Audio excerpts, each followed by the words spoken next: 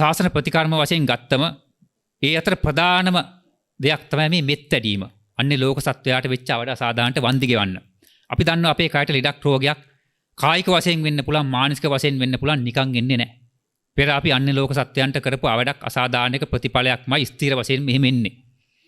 ඒක අපිට දිවසකින් සමාධියකින් දැක බලා ගන්න බැරි වෙන්න පුළුවන්.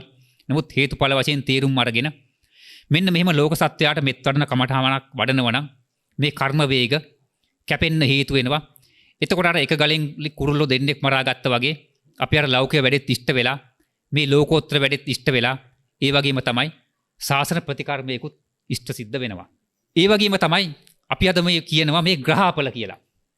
නවග්‍රහයන් එන ග්‍රහාපල කියලා අපි හුඟක් අය මේ කේන්දර උස්සගෙන හැම යම් ආගාට යනවනේ. ඉතින් දැන් මේකටත් මේ අද වෙනකොට පහර ගහනවා. මොකද මේකේ හේතුඵල විග්‍රහ කරන්නේ නැති වෙනකොට ග්‍රහාපල කියලා 아무තු දෙයක් ඉන්නේ නැහැ. අපි මේ ග්‍රහණය කරගත්ත දේවල් තමයි පෙර සංසාරෙදී එනකොට විවිධාකාරයෙන් ග්‍රහණය කරගෙන අන්‍යයන්ට අවඩක් අසාධාරණයක් ලක් කළ තියෙනම් ඒවයි හේතුඵල වශයෙන් තමයි විපාක විදියට එන්නේ. අපි ගන්න ඒ රාෂ්ටක වශයෙන් කියලා. ඒ වගේම කරෝ පිම්පව් ඇදිලින්නෙත් එහෙම තමයි. ඔතනදී තවත් විශේෂ දෙයක් තියෙනවා.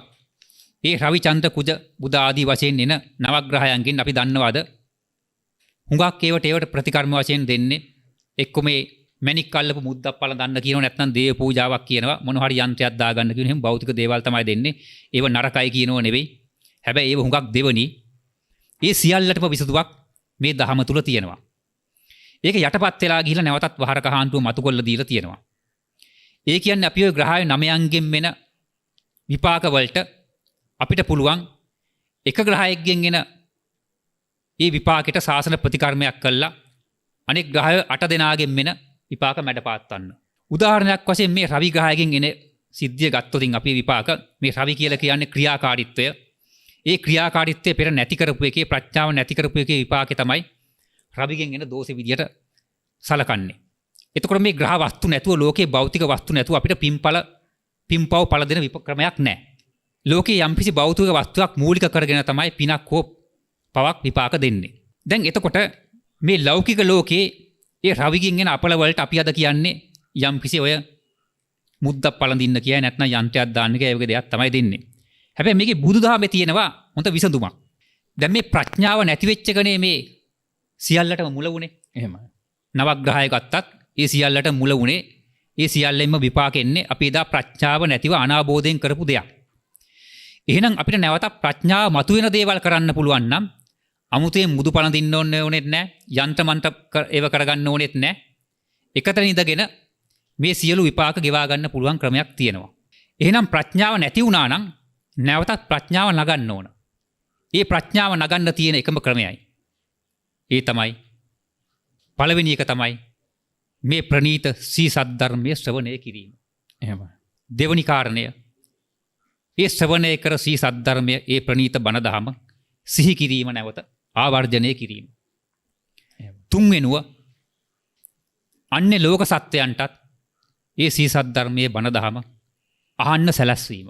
සිව්වනුව ඒ අයත් ඒ දහම් මාර්ගයට නැඹුරු කිරීම. ඔන්න ඔය හතර කරන්න පුළුවන් නම් රවිගෙන් එන අපල රවි ග්‍රහයෙන් එන අපල අපිට දුරු කරගන්න පුළුවන් විතරක් නෙවෙයි අර ග්‍රහය 9 දෙනාගෙන් මෙන්න තියෙන ග්‍රහපල දුරු කරගන්න හේතු වෙනවා. ඉතින් මේ සුවිශේෂීය ශාසන ප්‍රතිකර්මයක් තමයි මේ යටපත් වෙලා තිබිලා නැවත මතු උනේ. ඒකට අපි දැනගන්න ඕන හැම දහමක්ම සී සද්ධර්මයක් නෙවෙයි. එහෙමයි. ලෞකික දහම් තියෙනවා. ඒව දෙවනි. ඒව නරකයි කියනෝ නෙවෙයි. හැබැයි මේ සී සද්ධර්මය කියන එක මේ අනිච්ච දුක්ඛ අනාත්ත කියන එක Tamanට කෙනෙකුට කියලා දෙන්න බැරි නම් අන්තිම අඩු වශයෙන් Tamanට පුළුවන් නම් එහෙම බණ දහමක් අහන්න තැනකට යම්කිසි පුද්ගලයෙක් නැඹුරු කරන්න. ඒත් බැරි නම් පටිගත කරපු තැටියක් හරි ලබා දෙන්න. එහෙමත් බැරි නම් ඒ සී සද්ධර්මය ගැන ලියවෙච්ච දහම් පොතක් හෝ සංග්‍රහයක් හෝ ලබා දෙන්න. ඒකත් ඒහා සමානව ශාසන ප්‍රතිකර්මයක්. එහෙමයි. ඉතින් එම නිසා මේ කාලේ මේ දහමත් නැවත මතුවලා තිබෙන කාලෙක අපි දැනගන්න ඕන අපි දැන් සාමාන්‍යයෙන් පහුගිය කාලේ මේ සිංහල අවුරුද්ද කියලා දෙයක් සැමරුවනේ. එහෙමයි. අපි හුඟක් වෙලාවට සිංහල අවුරුද්දේදී නෑගම් යනවායි කියලා දෙයක් කරනවා. හුඟක් අය කරන්නේ අපි දන්නවා සීනි තේකුල ටිකක් නැත්තම් එහෙම නැත්තම් බිස්කෝතු පෙට්ටියක් කේක් ගෙඩියක් වගේ දෙයක් උස්සගෙන යන එක තමයි කරන්නේ. ඒ ගෙදරින් මේ ගෙදරට මේ ගෙදරින් අර ගෙදරට එහෙම උස්සගෙන යනවා. එහෙමයි. ඕක තමයි අපි එදා ඉදම්ම කරේ. ඉතින් ඒක පැය 26ක් යන ඉස්සෙල්ලා කෑවා. ඒ වෙලාවට කුසගිනි නිවා ගත්තා. නැත්නම් යම්කිසි රස ආස්වාදයක් ලැබුවා. එච්චරම තමයි. අර කොටින්ම ගියොත් ආමිසයක්ම තමයි. එහෙමයි. ආකියා දුන්න මිසක් ඒකෙන් වැඩක් කරගත්තේ නැහැ. එහෙම නෙමෙයි මේ බෞද්ධයෝ වශයෙන් අපි දකින්න ඕන ලෝකයට යමක් දෙනකොට වටිනා දෙයක් දෙන්න. දැන් අද අපි දන්නවා අපිට උගන්වපු ගුරුවරුකම් දීපු ගුරුවරු ඉන්න පුළුවන්. ඒ වගේම අපේ දෙමව්පියෝ ඉන්න පුළුවන්. ඥාති හිත මිත්‍රාදීන් ඉන්න පුළුවන්. අපි පාසල් යන කාලේ අපිට නැති බැරි කාලේ පොතක් අරන් දීපු කෙනෙක් නැත්නම් යම්කිසි ආකාරයකට පොල්ලිරටුවත් තරම් දෙයක් හරි වෙන්න පුළුවන් උදව්වක් උපකාරයක් කරපු අය අද ඉන්න පුළුවන්. ඒ අය වයෝ වෘද්ධව කර කියාගෙන දෙයක් නැති වෙන්න පුළුවන්. අපේ තියෙනවා මේ බෞද්ධයන්ගේ විශේෂයෙන් උපකාරයට කෘතෝපකාර කිරීම කියලා. මෙන්න මේ උපකාරට කෘතෝපකාර කිරීමේ ගුණය ගිලිහිලා යාමත් මේ ලෙඩ රෝග බහුල වෙන්න ප්‍රධාන හේතුවක් වෙලා තියෙනවා. එහෙමයි. එම නිසා අපි දැනගන්න ඕන අපෙන් වෙන්න තියෙන යුතුයකම් ටිකක් තියෙනවා. එදා අපිට එහෙම උපකාර කරපු අයට අද ජීවතුන් අතර ඉන්නවනම් අපිට තාමත් අවස්ථාවක් තියෙන සජීවීව එයට උපකාර කරන්න. එහෙමයි. ඉතින් අපි මොනවද කරන්න ඕනේ? අපි ඒ අය බැහැ දකින්න යනවනම් අර සාම්ප්‍රදායිකව රැල්ලට යන වගේ ඒ කඩවල් වලට ගිහිල්ලා කන බොන දේවල්ම ගොඩ ගහන්නේ නැතුව ඔබට පුළුවන් පුංචි දහම් පොතක් ඒ අයට ගෙනහිල්ලා ධර්ම දානයක් වශයෙන් තිලින කරන්න. එතකොට මේ ධර්මයේ සඳහන් වෙන විශේෂ දෙයක් තමයි ඒ කරන උපකාරයට නිවන් මගට උපනිශ්‍රේවන දෙයක් දුන්න නම් ඒ වගේම තමයි ඒ සද්ධර්ම ශ්‍රවණය කරපු දේවල් වලට ඒකට ප්‍රතිඋපකාරයක් කරන නැවතත් මේ ලෝකේ උපකාරයක් නැහැ. ඒ වගේ දහමෙන් ඔබට උපකාරයක් කරන්න පුළුවන් නම් අර වන්දියත් ගෙවලා වැඩිමනක් දුන්න වෙනවා. එහෙමයි. ඒක අති විශේෂයි. ඒ නිසා ධර්ම දාණයෙන් කරන උපකාර වලට ප්‍රතිඋපකාර නැහැ කියලත් බුදු පියාණන් වහන්සේ දේශනා කළා තියෙනවා. එහෙමයි. ඉතින් එම නිසා ඔබ ඒ වගේ දහම් දානයක් තිල්න කරනව නම් සමහරට ඒ අයට ඒක කියවලා තේරුම් කරගන්න පුළුවන් නැනනුවණක් ප්‍රඥාවක් මේ මොහොතේ නැති වෙන්න පුළුවන්. නොතිබෙන්න පුළුවන්. කමක් නැහැ. ඔබේ යුතුයකම ඉෂ්ට කරන්න. කවදා හරි ඒ අය මැරිලා ගියත් ඒ අයගේ දරුවෙක් මල්ලෙක් මුණුබුරෙක් හෝ ඒ දහම් දාණය පසු කාලීන ප්‍රයෝජනට ගනීවි. එම නිසා ඒක හත්මුතු පරම්පරාවකටම ඒ ධර්ම දාණය යනවා. අර එවලට ගෙනියපු කේක් ගෙඩිය විස්කෝතු පෙට්ටිය වගේ නෙවෙයි. ඒක නම් පෑන් දෙකෙන් කාලි ඉවරයි. අවුරුද්දක් දෙකක් යනකොට මතකත් නැහැ. අහවලා මෙහෙම අවුරුද්දකට පෙර ඇවිල්ලා මට මෙහෙම දෙයක් ගෙනත් දුන්න කියලා එහෙම මතකයක් නැහැ. හැබැයි ඔබට පුළුවන් නම් මේ පුංචි දහම් පොත් පිංචක් එයාට ගෙනල්ලා දෙන්න තියෙන වශයෙන් තෑගි කරන්න.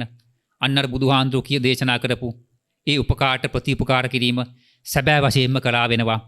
එම නිසා තමයි අපේ ඉස්සර හිටපු පැරැන්නෝ පුංචි ළමයින්ට තෑග්ගක් අරන් දෙනකොට අද වගේ සෙල්ලම් තුවක්කු, සෙල්ලම් පිස්තෝල, යුද ටැංකි, බෝනික්කෝ එහෙම නැත්නම් මේ බටහිර අධ්‍යාපනයෙන් මුලාවක අතරමං කරන නවකතා පොත්, කිටි කතා පොත් අරන් දුන්නේ නැහැ.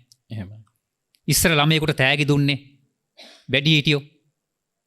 ඔය බුදුගුණ අලංකාරේ එහෙම නැත්නම් ලෝ වැඩ සංගරාව, සිරිත් මල්දම, ඝන දෙවි හැල්ල එහෙම නැත්නම් තුන් සරණේ වගේ පොත් පිංචක් තමයි. නමුත් අද අපි දන්නවා ඒව නෙවෙයි තෑගි දෙන්නේ. අර අපිට එකතු වෙලා තියෙන කර්ම වේගේ තව තවත් වැඩි කරන්න හේතු වෙන. එහෙම නැත්නම් ඇවිලෙන්න ගින්නට පිටුරු දාන දේවල් තමයි අද තෑගි කරන්නේ. දෙමව්පියෝ ගත්තත් එහෙමයි, වැඩිහිටියෝ ගත්තත් එහෙමයි. අනිත් ඒ වයසේ ඉන්න ළමයි ගත්තත් එහෙමයි. අපි දන්නෝ ළමයෙක් විභාගයෙන් සමත් වුණාට පස්සේ අපි යනවා අහවලාගේ ළමයා ශිෂ්‍යත්ව විභාගයෙන් මෙන්න මෙහෙම ලකුණු අරගෙන සමත් වෙලා අපි මොන හරි තෑගි ගෙනියන්න ඕන කියලා අන්නර කියපු බුදුදහමට නොගැලපෙන දේවල් තමයි හුඟක් අය ගෙනිහිල්ලා තෑගි දෙන්නේ.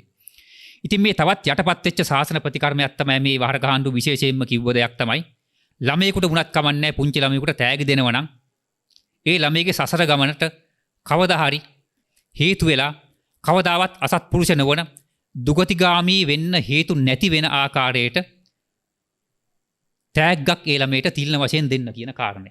එහෙමයි. ඉතින් ඔබට දැන් හොඳටම පුළුවන් මේ දහම මතුවලා තියෙනවා. මේව සංයුක්ත තැටි වශයෙන් වෙන්න පුළුවන්. පොත් වශයෙන් වෙන්න පුළුවන් එලි බැහැලා තියෙන්නේ. ඒ නැතත් ඔබට එහෙම එකක් දෙන්න අකමැති නම් ඔය කඩවල් වල ඕන් තරම් ගන්න තියෙන පොත් සාප්පු වල අඩු ගානේ ඔය ලෝවැට සංග්‍රහයක් හරි මහ ලොකු වියදමක් යන්නේ නැහැ. රුපියල් 100ක් 150ක් දීලා ඔය පොත් පිංචක් හරි අරගෙන දෙන්න. ඒ වගේම තමයි ඔය යන ගමනේදී. ඒ හුඟක් දැන් වයෝවෘද්ධ වෙලා යම් යම් අසනීප අවස්ථාවන්ට මුහුණ දීලා ඉන්න පුළුවන්. ඒ වගේ වෙලාවෙදී මේ නැවතත් මතුවෙච්ච මේ හෙළවසු ප්‍රතිකාර වලින් ගන්න පුළුවන් අපිට බෙහෙත් තියෙනවා පොදුවේ ලෝක සත්වයාට තිල්න කරන්න පුළුවන් බෙහෙත්. එහෙමයි. විශේෂයෙන් වහරක හාන්තු මතු කරපු ඒ වගේ තෙල් බෙහෙත් තියෙනවා ඔබට ලබා ගන්නත් පුළුවන් හදන්නත් පුළුවන්. උදාහරණයක් වශයෙන් ඔය ප්‍රාණවර්ධන තෛලය අපි තෙල බොහොම වටිනා තෙලක් මෙච්චර කලක් සංග්‍රහයෙන් ප්‍රසිද්ධ කරලා තිබුණේ නැහැ. හැබැයි අද මේ වෙසක් පුන් පොහොය දවසේ එලි දැක්කපු ඒ 51 වන සංග්‍රහයේ දෙවන සංස්කරණයෙන් අද තෙල හිඳ ගන්න හැටි අපි සම්පූර්ණයෙන්ම එලි දක්වලා ඒ තෙල පාවිච්චි කරන හැටි විතරක් නෙවෙයි මොන මොන රෝග වලටපත් වෙන්නේ කියන කාරණාත් අකුරක් නෑර සටහන් කරලා තියෙනවා. මහා ප්‍රබල තෙලක්. ඒ ප්‍රබල තෙල කොච්චර වටිනවද කියනවනම් අපි අතර මේ සාමාන්‍යයෙන් කියමනක් තියුන්නේ කෝකටත් තෛලය කියලා. එහෙමයි. ඉතින් මගෙත් අත්දැකීමක් තමයි මේ තෙලත් අර කෝකටත් තෛලය වගේ ඕනම ලෙඩ රෝගකටපත් වෙනවා. සාමාන්‍යයෙන් ඒක විශේෂයෙන්ම හඳුන්වා දීලා තියෙන මීට අවුරුදු 10 ගානකට පෙර ඍෂිවරු භාවිතා කරපු තෙලක්. හැබැයි කාලයාගේ ඈමෙන් යටපත් වෙලා ගිහිල්ලා තමයි වහරක හාන්දුවේක නැවතත් බෙහෙත් සමාධියෙන් මතු කරලා දුන්නේ. මේ ශරීරයේ හිසේ ඉඳන් දෙපතුල් දක්වා තියෙන සියලු වැහුම් ඇරුම් අරින්න පුළුවන් මහා ප්‍රබල තෙලක්. කිරණ ශක්තියක් තමයි ඒ තෙලේ ගමන් කරන්නේ. පුංචි තෙල් බින්දු 2-3ක් තියලා ආලේප කළා පිරිමැද්දොතින් මහා විශාල සමහරට සත්කමකින් පවා අරින්න බැරි මේ හදවත හිර කරලා තියෙන වැහුම් අරින්න පුළුවන් තෙලක්. ඉතින් ඒ තෙල සම්බන්ධයෙන් අපෙත් අත්දැකීම් තියෙනවා. සමහර වෙලාවට අපි විශ්වාස කරන්නේ නැති ආකාරයේ මහා වේදනා දෙන රිදුම් කැක්කුම් දෙන ශරීර ස්ථාන සමහරට තැල්මක් වෙන්න පුළුවන්. ඒ වගේ ස්ථානකෙදී ඒ තෙල ආලේප කළා තප්පර ගානාවක් විනාඩි ගණනාවක් ඇතුළත අර තිවිච්ච මහා දාහය වේදනාව දුරු කරගත්ත අය අපි අතර ඕන් තරම් ඉන්නවා. එහෙන් ප්‍රකාශ කළාක් තියෙනවා. ඒ කියන්නේ අපි මේ සංගරාවේ පළ කරන්න ඉස්සෙල්ලත් මේ තෙල හදන තැන් තියෙනවා මේවා හදලා දුන්නා. එහෙමයි. ඉතින් මම මේ ඔබට අර කියාගෙන ආවේ ඒ තෙල තියෙනවා ඊට පස්සේ ස්නායු තෙල තියෙනවා. තව තවත් බොහොමයක් අත් බෙහෙත් හඳුන්වා දීලා තියෙනවා. ඒවා ගන්නත් පුළුවන් හදා ගන්නත් පුළුවන්. අන්නේ වගේ බෙහෙත් ටිකක් අර වැඩි හිටියෝ Taman නුගන්නපු ගුරුවරු එහෙම බලන්න යනවනම් ওই දහම් දානයක් විසයන් දෙන්න පුළුවන් ධර්ම පුස්තකයක් එක්ක අන්නේ වගේ බෙහෙත් ටිකක් අරගෙන ගිහිල්ලා තෑගි දෙන්න. ඒකත් මහ විශාල සාසන ප්‍රතිකර්මයක් බවට පත් වෙනවා. මොකද එක පැත්තකින් මේ ධර්ම දාණයෙන් කරන උපකාර වලට ප්‍රතිඋපකාර නැහැ. ඒ වගේම තමයි අපි දන්නවා මේ වෙද්දී රටේ ලෝකයේ බෙහෙත් හිඟයකුත් තියෙනවනේ. එහෙමයි. ඒ වගේම තමයි ඒ ගන්න තියෙන බෙහෙත් පවා විශාල ගණන් මුදල් ප්‍රමාණයක් ගෙවලා තමයි ගන්න වෙන්නේ. ඒවයි මිල ගණන් පවා ඊට අධික ලෙස ඉහළට ගිහිල්ලා. එහෙමයි. ඉතින් මේ වගේ අවස්ථාවකදී මේ වහරක අභයතාලංකාර හාමුදුරුවෝ ලෝක සත්වයා කෙරෙහි දයානුකම්පාවෙන් ඒ මතු කරලා දුන්න 400කට අධික බෙහෙත් සංඛ්‍යාවක් අපි මේ වෙද්දී සංග්‍රහවල පළ කරලා තියෙනවා. ඒ බෙහෙත් මේ වෙද්දී ලෝකයාට මහත් අස්වැසිල්ලක් වෙලා තියෙනවා. ඒ අපිට දිනපතා ලැබෙන අමතුම් වලින් අපිට දැනගන්න ලැබිලා තියෙනවා. මේ ළඟදී පවා බටහිර වෛද්‍යවරු පවා කතා කරලා කියලා තියෙනවා. ඒ බෙහෙත් වලින් ඒ අය පුද්ගලිකව ලැබපු සුවය.